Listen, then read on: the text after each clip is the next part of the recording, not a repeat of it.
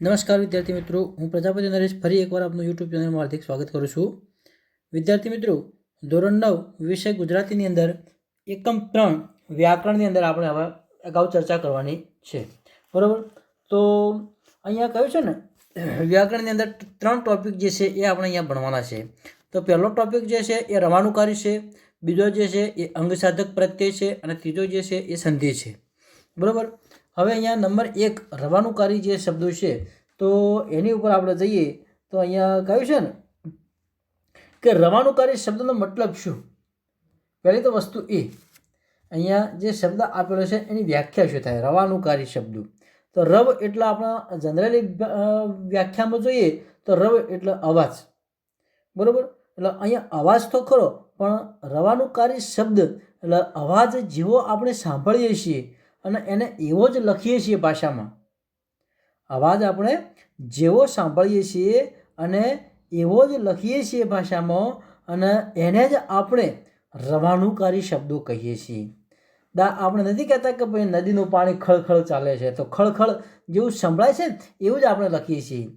પછી ક્યાંક કહેતા હોય કે ટક ટક, ઘોડાની ટક ટક, એમ તો એ ટક ટક જે છે ને એ આપણે જેવું એ ટક ટક સંભળાય છે તો એને ટક ટક જ લખીએ છીએ ભાષામાં, તો એને રવાનુકારી શબ્દ કહેવાય છે. વિદ્યાર્થી મિત્રો, એટલે એ ખાસ ધ્યાનમાં રાખવાનું છે તમારે કે આપણે જે શબ્દ જેવો સંભળાય છે અને એને એ જ રૂપ ભાષાનું આપીએ છીએ એને રવાનુકારી શબ્દ કહેવાતો હોય છે. બરાબર, બીજી વસ્તુ એ કે અહીંયા કેટલાક ઉદાહરણો જે આપેલા છે અને એ ઉદાહરણ આપણે જોઈશું ને તો ઉદાહરણો પરથી આપણને વધારે ખ્યાલ આવશે. જુઓ શું કહે છે. હા, કે ઉદાહરણ શું કે ઘોરાણી ભર ઊંઘમાં હતા તેમને લાગ્યું કે કોઈક બારણું ખખડાવી રહ્યું છે. ખટખટ ખટખટ, તો આ ખટખટ ખટખટ બારણાનો અવાજ કેવો આવે છે ખખડાવવાનો, તો ખટખટ. તો એ ખટખટ જેવું સંભળાય છે એ જ શબ્દમાં અહીંયા ભાષાની અંદર એને એનું રૂપ આપ્યું છે, એને લખાણ કર્યું છે, ત્યારે આપણે એને રવાનુકારી શબ્દ કહીએ છીએ. બરાબર, બીજું શું કહે છે કે જુઓ નળમાંથી પાણી ટપકતું હતું, ટપ ટપ ટપ ટપ, કારણ કે પાણી ટપકે ને એનો અવાજ આપણને એ જ રીતનો સંભળાય છે, ટપ ટપ જ, તો એને આપણે રવાનુકારી શબ્દ કહીશું. બરાબર, બીજું કહે છે શું કે એને અચાનક જ કોઈકના ઝાંઝરનો અવાજ આવ્યો. હવે ઝાંઝર કેવો વાગતો હોય છે કે છમ છમ છમ છમ. બરાબર, તો જેવો અવાજ સંભળાય છે એવો જ શબ્દ આપણે લખ્યો છે, તો એ પ્રમાણેના શબ્દો જે છે એને આપણે ભાષામાં રવાનુકારી શબ્દ તરીકે ઓળખીએ છીએ. બીજું વિદ્યાર્થી મિત્રો, અહીંયા રવાનુકારી શબ્દ જે છે એની સાથે સાથે જ અહીંયા બીજા કેટલાક શબ્દો આવે છે કે ભાઈ દ્રિરુક્ત. કેવા? દ્રિરુક્ત. તો દ્રિરુક્ત શબ્દ પ્રયોગ જે છે તો એ 2 વાર ઉચ્ચાર થતો હોય છે એકના એક શબ્દનો, અથવા તો એના જ જેવા પ્રાસવાળો શબ્દનો ઉચ્ચાર થતો હોય તો એને દ્રિરુક્ત કહેવામાં આવે છે. તો કેવી રીતના, તો દાખલા તરીકે આપણે કહ્યું છે કે ભાઈ શાક બાક, છાસ બાસ, આગા પાછા. બરાબર બરાબર, પછી બીજું કહી શકાય કે ભાઈ ગોળી બોળી. તો આવા જ શબ્દો એક શબ્દની સાથે સાથે બીજો શબ્દ એના જ જેવા ઉચ્ચારવાળો એના જ જેવા પ્રાસવાળો આપણે શબ્દ ઉચ્ચારીએ છીએ તો એને દ્રિરુક્ત કહેવામાં આવે છે. દ્રિ અને ઉક્ત, ઉક્ત એટલે કહેવું અને દ્રિ એટલે બે વાર ઉચ્ચાર થતો હોય છે, એને દ્રિરુક્ત શબ્દ પ્રયોગ કહેવામાં આવે છે. તો આ ભાષાની અંદર આવા કેટલાક શબ્દો હોય છે એમ કે ભાઈ ચલો તમે શાક બાક સમારીને રાખજો, હું આવીશ એમ. બરાબર, આવો, અથવા તો તમે ભોજન ભોજન એટલે ભોજનના જેવો જ બીજો શબ્દ ભોજન એમ. બરાબર, આગું અને પાછું. બરાબર, પછી કહેવાય કે ભાઈ ગંદા ગેલા, કપડાં હોય કે કેવા ગંદા ઘેલા, તો આ બધા શબ્દો જે છે એ દ્રિરુક્ત શબ્દો કહેવામાં આવતા હોય છે. એટલે રવાનુકારીની અંદર કેવું હોય છે કે જેવો અવાજ સંભળાય એવું આપણે લખીએ અને એ રૂપ આપીએ છીએ એને રવાનુકારી કહેવાય છે. જ્યારે દ્રિરુક્તની અંદર એકનો એક શબ્દ 2 વાર બોલાતો હોય છે અથવા તો એના જેવા ઉચ્ચારવાળા શબ્દો બોલાતા હોય છે. બરાબર, દાખલા તરીકે શાક બાક, આગા પાછા, પગ બગ, હાથ બાથ. બરાબર, એટલે આ બધા શબ્દો જે છે એટલે એકના એક શબ્દ જેવો બીજો ઉચ્ચાર એનો થતો હોય, એના પ્રાસ એવો મળતો હોય તો એને દ્રિરુક્ત શબ્દ પ્રયોગ કહેવામાં આવે છે. વિદ્યાર્થી મિત્રો, બરાબર, બીજી વસ્તુ અહીંયા રવાનુકારી શબ્દો ઘણા બધા ઉદાહરણો આપેલા છે. તો જોઈએ અહીંયા જુઓ કે આ જે બધા શબ્દો જે છે એ બધા જ રવાનુકારી છે. બા મને ચપટી વગાડતા આવડી ગઈ, મારી ચપટી વાગે છે પટ પટ પટ, એટલે આ રવ કહેવાય. જાણે ફૂટે બંદૂકડી ફટ ફટ ફટ, પેલી બિલાડી ભાગે જટ જટ જટ, બા મને ચપટી વગાડતા બિલ્લી બગાડતા આવડી ગઈ. એટલે આ શબ્દો જે છે બધા એ રવાનુકારી શબ્દો કહેવાતા હોય છે. એના પછી કેટલાક બીજા દ્રષ્ટાંતો અહીંયા મૂકેલા છે એ જોઈએ. જુઓ આ રે, તો અહીંયા કેમ કહે, દિવાળીમાં ઘેર ઘેર પ્રગટેલા દીવાઓથી જાણે આખું જ નગર જળહળ થતું હતું. બરોબર, જળ અને હળ, તો આ જે શબ્દ જે છે તો આ જે શબ્દો જે છે એ પણ આપણે એક પ્રકારના રવાનુકારી શબ્દોને જ આપણે એનું રૂપ આપ્યું છે એવું કહી શકાય છે. બરાબર, તમ તમ છે, રેપ જેપ છે, મદમદ છે, ગલીપચી છે, આ બધા જ શબ્દો જે છે એ રવાનુકારી શબ્દો તરીકે આપણે ઓળખીએ છીએ. બરાબર, એના પછી વિદ્યાર્થી મિત્રો ટોપિક બદલાય છે અંગ સાધક પ્રત્યય. અંગ સાધક પ્રત્યય. હવે અહીંયા વ્યાખ્યા આપણે એ જોવાની છે કે ભાઈ પ્રત્યય ખરેખર કોને કહેવાય છે. તો પ્રત્યયની વ્યાખ્યા જોઈએ તો અહીંયા એ કહી શકાય કે ભાઈ મૂળ શબ્દની આગળ કે પાછળ લાગતા શબ્દને પ્રત્યય કહેવામાં આવે છે.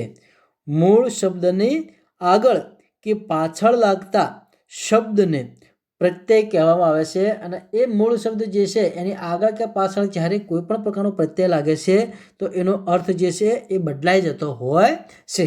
હવે અહીંયા કહ્યું છે ને કે મોટા ભાગના પ્રત્યયો જે છે એ અહીંયા પ્રત્યયના બે પ્રકાર કહ્યા છે કે ભાઈ પૂર્વ પ્રત્યય અને પર પ્રત્યય. એ તમારે ખાસ યાદ રાખવાનું વિદ્યાર્થી મિત્રો.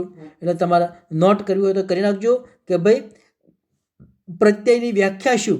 તો એમ કે ભાઈ મૂળ શબ્દની આગળ કે પાછળ લાગતા શબ્દને પ્રત્યય કહેવામાં આવે છે. બરાબર, મૂળ શબ્દ દાખલા તરીકે હાજર તો ગેરહાજર. હવે ઘેર શબ્દ જે છે એ અહીંયા મૂળ શબ્દની આગળ લાગ્યો, હાજર શબ્દ જે છે એની આગળ ઘેર શબ્દ લાગે છે તો ગેરહાજર એવું આપણે લખી શકીએ છીએ. તો એને આપણે પૂર્વ પ્રત્યય કહીએ છીએ, કેમ કે મૂળ શબ્દની આગળ શબ્દ લાગ્યો એટલે. અહીંયા પર પ્રત્યય અને પૂર્વ પ્રત્યય આવા બે પ્રકાર છે કે પૂર્વ પ્રત્યય અને પર પ્રત્યય એ પ્રત્યયના મૂળ બે પ્રકાર કહી શકાય છે. હવે રહી વાત એ કે ભાઈ પૂર્વ પ્રત્યય કોને કહેવાય, પર પ્રત્યય કોને કહેવાય. તો અહીંયા વસ્તુ એ સમજવાની છે તમારે. જુઓ કે ભાઈ પૂર્વ પ્રત્યય એટલે શું કહેવાય કે મૂળ શબ્દ જે છે અને મૂળ શબ્દની આગળ કે પાછળ, એટલે પૂર્વ પ્રત્યય માટે કે પૂર્વ એટલે પહેલાં, એટલે મૂળ શબ્દ આપેલો છે અને મૂળ શબ્દની પહેલાં જે શબ્દ લાગે છે. દાખલા તરીકે અહીંયા જુઓ, અહીંયા ઉદાહરણ આપેલું છે કે પારદર્શક મૂળ શબ્દ છે અને મૂળ શબ્દની આગળ પહેલાં એક શબ્દ લાગ્યો છે અપારદર્શક. પારદર્શક ખરું પણ કેવું, અપાર, તો અ શબ્દ મૂળ શબ્દની આગળ લાગ્યો તો એને પૂર્વ પ્રત્યય કહેવાય છે. બીજું કયું છે કે સ્વસ્થ, તો સ્વસ્થની પહેલાં અ લાગ્યો અને પછી સ્વસ્થ શબ્દ આવી ગયો એટલે અ જે છે એ પૂર્વ પ્રત્યય તરીકેનું કામ કરે છે. સહ્ય તો અસહ્ય. બરાબર, અહીંયા સહ્ય તો અસહ્ય, વિશ્વાસ તો અવિશ્વાસ, હિંસા તો અહિંસા, આ બધા જ શબ્દો જે છે વિદ્યાર્થી મિત્રો એ આપણે અહીંયા કહ્યું છે એ પ્રમાણે પૂર્વ પ્રત્યયના શબ્દો કહેવાય છે. એટલે મૂળ શબ્દ જે છે, મૂળ શબ્દની પહેલાં જે પણ પ્રત્યય લાગે છે એને પૂર્વ પ્રત્યય કહેવામાં આવે છે અને પછી જો લાગતો પ્રત્યય હોય તો એને પર પ્રત્યય તરીકે આપણે ઓળખીએ છીએ વિદ્યાર્થી મિત્રો. બરાબર, હવે આગળ જઈએ. જો ગમો તો અણગમો, એટલે અહીંયા કેટલાક પ્રત્યયો જે છે ને એ પ્રત્યયોને આપણે અહીંયા કહીએ તો એવું કહી શકાય કે દરેક શબ્દ જે છે દરેક શબ્દને અહીંયા એ પ્રકારે અહીંયા પ્રત્યયો લાગતા હોય છે. દાખલા તરીકે અહીંયા અપ્રત્યય લાગ્યો અગાઉના શબ્દોમાં, તો આ શબ્દ જે છે અહીંયા આ જે ઉદાહરણો આપેલા છે એની અંદર અણ પ્રત્યય લાગ્યો છે. તમે જુઓ, અણ કે ગમો તો અણગમો, માનીતું તો અણમાનીતું, દીઠું તો અણદીઠું, સમજ તો અણસમજવું, હક તો અણહક, તો અણ પ્રત્યય લાગ્યો. બરાબર, પણ કેવો, એ પૂર્વ પ્રત્યય છે. બરાબર, તો એ પ્રમાણે પછી અહીંયા કહ્યું છે એ પ્રમાણે બીજું કે ઘેર, ઘેર જે છે એ પણ પૂર્વ પ્રત્યયનું જ કામ કરે છે. હાજર તો ગેરહાજર. બરાબર, કાનૂની તો ગેરકાનૂની, ફાયદો તો ગેરફાયદો, લાભ તો ગેરલાભ, સમજ તો ગેરસમજ, તો આ પણ પૂર્વ પ્રત્યયનું જ કામ કરે છે. એટલે ઘેર પ્રત્યય જે છે એ પણ અહીંયા પૂર્વ પ્રત્યયનું કામ કરે છે. એટલે અહીંયા તમારે આ જે વ્યાખ્યા જે છે શબ્દની સમજૂતી માટે તમારે એ લખવાનું છે અને એના શબ્દો લખવાના છે વિદ્યાર્થી મિત્રો. પછીની વાત કરીએ તો જુઓ અહીંયા અપ અને અવ આ બે શબ્દો છે, એ બે શબ્દો તમારે યાદ રાખવાના છે, અપ અને અવ. બરાબર, તો અપની વાત કરીએ તો જુઓ આ જે શબ્દ જે છે અપ, તો માન તો અપમાન, યશ તો અપયશ, લક્ષણ તો અપલક્ષણ. અને અવની વાત કરીએ તો ગુણ તો અવગુણ, આરોહ તો અવરોહ, કૃપા તો અવકૃપા, બરાબર. તો આ બધા જ પ્રત્યયો કેવા છે કે પૂર્વ પ્રત્યયો છે. કેવા પ્રત્યયો છે? પૂર્વ પ્રત્યય. એટલે પૂર્વ પ્રત્યયની વ્યાખ્યા આપણે જે કહી હતી એ પ્રમાણે ગણીએ તો મૂળ શબ્દની પહેલા જે શબ્દ લાગે છે એને પૂર્વ પ્રત્યય કહેવામાં આવે છે, બરાબર. તો આ વસ્તુ તમારે ખાસ યાદ રાખવાની છે. બીજી વસ્તુ જુઓ, અહીંયા એવા ઘણા બધા શબ્દો છે કે જે મૂળ શબ્દની આગળ લાગતા હોય છે, બરાબર. સચિંત તો નિશ્ચિત, એટલે અહીંયા ની લાગે છે શબ્દ. અહીંયા કયો શબ્દ લાગ્યો? ની શબ્દ લાગે છે. જુઓ તમે, સ અને ની. તો સચિંતની જગ્યાએ નિશ્ચિત, સક્રિય છે તો નિષ્ક્રિય, સફળ છે તો નિર્જળ, સજળ છે તો નિર્જળ, સજીવ છે તો નિર્જીવ, સાકાર છે તો નિરાકાર, બરાબર. એવી જ રીતના કે સારા ખરાબની શબ્દ જોડ કેટલીક હોય છે. તો એની અંદર અહીંયા કહ્યું છે ને કે શું હોય તો દુ લાગે, સુલભ તો દુર્લભ, સબળ તો દુર્બળ, સુબોધ તો દુર્બોધ અને સુગંધ તો દુર્ગંધ. તો એ પણ તમારે અહીંયા લખવાના છે. આ કેટલાક ઉદાહરણો છે વિદ્યાર્થી મિત્રો કે મૂળ પ્રત્યય છે જ, અને આ નિશ્ચિત છે કે આ શબ્દ હોય તો આવું આવે જ, એમાં કોઈ આગા પાછું તમે કરી શકો નહીં. સત શબ્દ હોય તો દ લાગે કે દુ, બરાબર. સદાચાર તો દુરાચાર, સજ્જન તો દુર્જન, સદભાગ્ય તો દુર્ભાગ્ય, સદગુણ તો દુર્ગુણ, સદુપયોગ તો દુરુપયોગ, બરાબર. એટલે આ રીતના અહીંયા દૂર પ્રત્યય લાગતો હોય છે. એટલે સતની જગ્યાએ દુ મુકાય છે.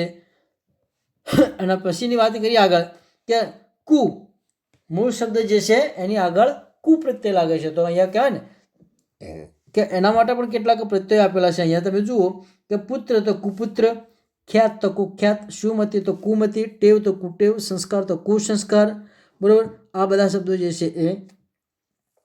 અને એના પછીની વાત કરી તો બે શબ્દની, મૂળ શબ્દની આગળ બે પ્રત્યય લાગે છે. તો બે કયું છે કે આબરૂ તો બે આબરૂ, કાળજી તો બે કાળજી, ઈમાન તો બે ઈમાન, ઇન્સાફ તો બે ઇન્સાફ, હોશ તો બે હોશ.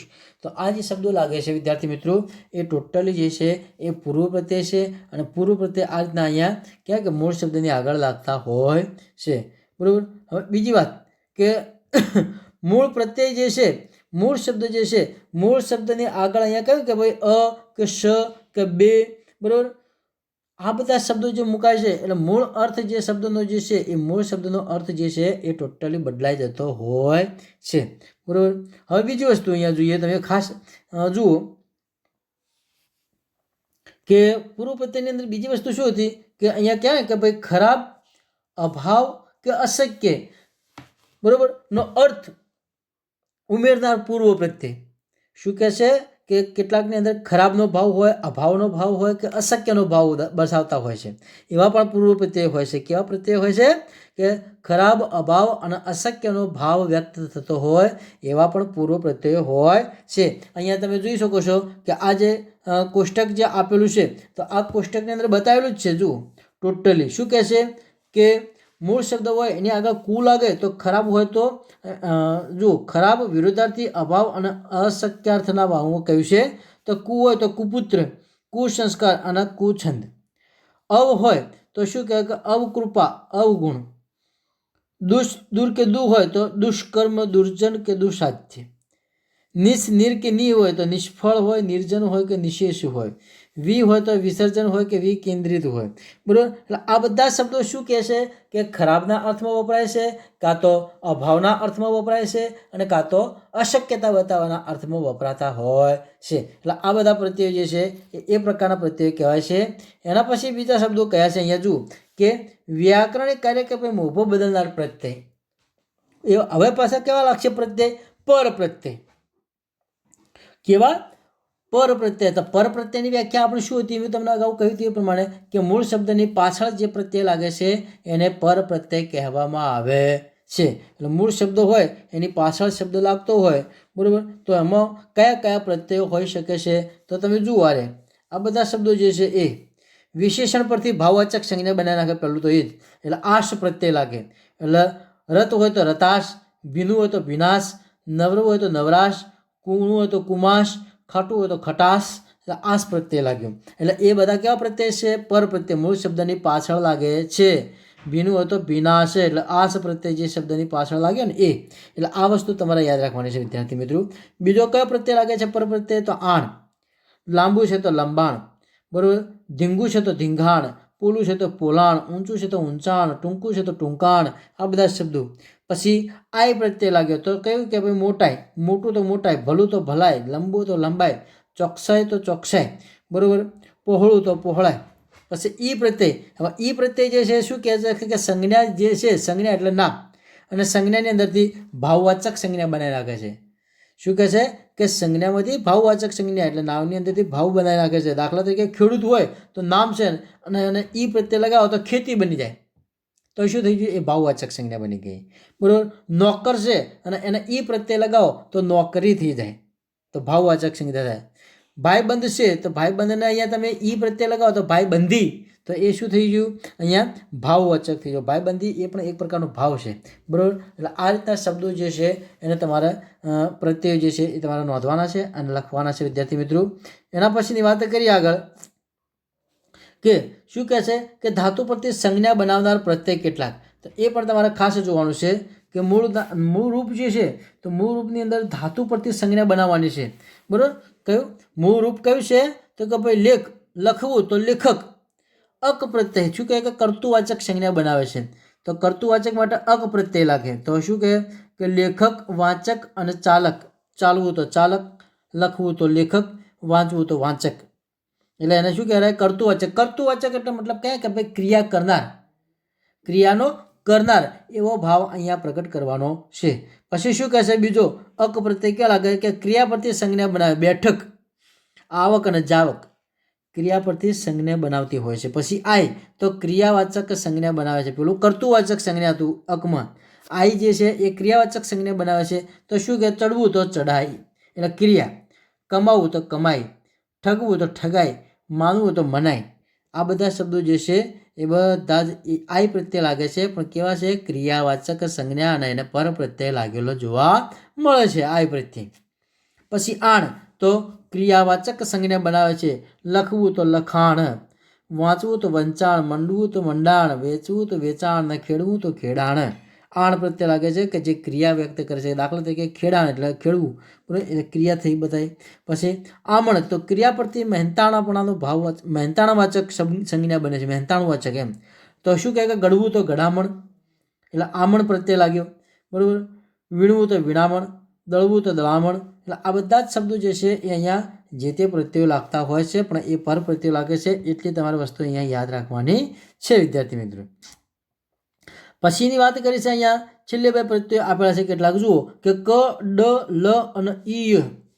તો એ પણ જે પ્રત્યયો જે છે એ પ્રત્યયો જે છે તો કયા કયા કે ક તો ઢોલક, પણ શું? ઢોલ તો ઢોલક, દંડી તો દંડીકો, છૂટ તો છૂટક, નાનકો તો નાનકો, થોડું તો થોડુંક, જરા તો જરાક, બાળક તો બાળક. તો અહીંયા પર પ્રત્યય બાળ તો બાળક, બાળ, જરા, થોડું, નાનું, છૂટક, બરાબર, દંડી અને ઢોલ. આ બધા જ કેવા શબ્દો છે? મૂળ શબ્દ છે અને એની પાછળ જે પ્રત્યય લાગ્યો છે ક, બરાબર, તો એ બધા શબ્દો કેવા છે? પર પ્રત્યય છે. પછી ડ તો પાંદડું તો પાંદડી, ગામડું તો ગામડું, બરાબર, ગામ તો ગામડું, એક તો એકડું, મુખ તો મુખડું, સીમ તો સીમાડું, બરાબર. તો એમાં ડ પ્રત્યય લાગ્યો પર પ્રત્યય તરીકે. પછી લ તો નળદલ, નણદ તો નળદલ, મોર તો મોરલો, મઢુલ તો મઢુલી એટલે લ પ્રત્યય લાગ્યો, બરાબર. ઈ બળદ તો બળદિયો, વાંક તો વાંકડિયું, શેઠ તો શેઠિયો, સુખી તો સુખીઓ, બરાબર. તો આ રીતના કેટલાક પ્રત્યય વિદ્યાર્થી મિત્રો અહીંયા લાગતા હોય છે, તો એ પ્રત્યય તમારે યાદ રાખવાના છે, બરાબર. એટલે આ બે ટોપિકો જે છે અહીંયા કહ્યું પહેલાં જ કે ભાઈ કયા કયા બે પ્રત્યયો, તો કે રવાનુકારી શબ્દો અને દ્વિરૂક્ત શબ્દો અને અંગ સાધક પ્રત્યય, બરાબર. આ બે વસ્તુ તમારે યાદ રાખવાની છે. રવાનુકારી શબ્દની વ્યાખ્યા ફરી એકવાર તમને કહી દઉં કે આપણા જેને અવાજ આપણે જેવો સાંભળીએ છીએ એને એ જ રૂપમાં ભાષામાં લખીએ છીએ અને જે શબ્દો બને છે એને રવાનુકારી શબ્દ કહેવાય છે. દાખલા તરીકે ટક ટક, ઝટ ઝટ, ફટફટ, છનનન, બરાબર, છમ છમ, ઝમઝમ, બરાબર. આ બધા જ શબ્દો જે છે એ અહીંયા આપણે રવાનુકારી શબ્દ તરીકે ઓળખીએ છીએ. અને દ્વિરૂક્ત શબ્દની વાત કરીએ તો દ્વિ એટલે બે વાર, એકના એક શબ્દના ઉચ્ચાર બે વાર થતા હોય છે. દાખલા તરીકે શાક બાક, બરાબર, ભાત બાત, દાંત બાંત, નાક બાક, બરાબર, હાથ બાત, પગ બગ, આ બધા જ શબ્દો એકની સાથે બીજો શબ્દ એના જ જેવા ઉચ્ચારવાળો આપણે ઉચ્ચારીએ છીએ ત્યારે એને આપણે દ્વિરૂક્ત શબ્દ કહીએ છીએ. દ્વિ એટલે બે અને ઉક્ત એટલે કહેવું, બે વાર કહેવાતા હોય એવા શબ્દો. બરોબર વિદ્યાર્થી મિત્રો. એના પછીની વાત કરીએ આપણે પ્રત્યયની. તો પ્રત્યયની જે મૂળ વ્યાખ્યા હતી એની આપણે ચર્ચા કરી કે ભાઈ પ્રત્યયની વ્યાખ્યા શું, તો મૂળ શબ્દની આગળ કે પાછળ જે પ્રત્યય લાગે છે, જે શબ્દ લાગે છે એને પ્રત્યય કહેવામાં આવે છે. હવે પ્રત્યયના આપણે બે પ્રકાર જોયા હતા. કયા કયા? કે ભાઈ પૂર્વ પ્રત્યય અને પર પ્રત્યય. તો પૂર્વ પ્રત્યયની વ્યાખ્યા કઈ? તો કે મૂળ શબ્દની આગળ જે પ્રત્યય લાગે, બરોબર, એને પૂર્વ પ્રત્યય કહેવામાં આવે છે અને મૂળ શબ્દની પાછળ જે શબ્દ લાગે એને પર પ્રત્યય કહેવામાં આવે છે. તો આ હતી વાત પ્રત્યયની. હવે એ પ્રત્યયની અંદર આપણે પૂર્વ પ્રત્યય અને પર પ્રત્યય માટેના કેટલાક ઉદાહરણો પણ જોઈ ગયા કે અમુક નિશ્ચિત જ શબ્દો છે, એમ પૂર્વ પ્રત્યય હોય કે પર પ્રત્યય હોય, અમુક નિશ્ચિત જ શબ્દો છે કે એ શબ્દ એ શબ્દની આગળ કે પાછળ લાગતા હોય છે તો ત્યારે એ પ્રત્યયનું જે રૂપ છે એ બદલાય. હવે બીજી વસ્તુ કે અંગ સાધક પ્રત્યયો જે છે એમાં મૂળ શબ્દ જે છે, મૂળ શબ્દની આગળ કે પાછળ જ્યારે તમે પ્રત્યય લગાવો છે એટલે એના મૂળ અર્થની અંદર ફેરફાર થઈ જતો હોય છે. એટલે આટલી વસ્તુ તમારે યાદ રાખવાની છે વિદ્યાર્થી મિત્રો. બરોબર, તો આજનો વિડીયો આપણે આટલા સુધી જ રાખીએ છીએ. હવે પછી જે છે ને તો અહીંયા સંધિની વાત કરવાની છે, એ આપણે નેક્સ્ટ પીરિયડની અંદર જોઈશું. ધન્યવાદ.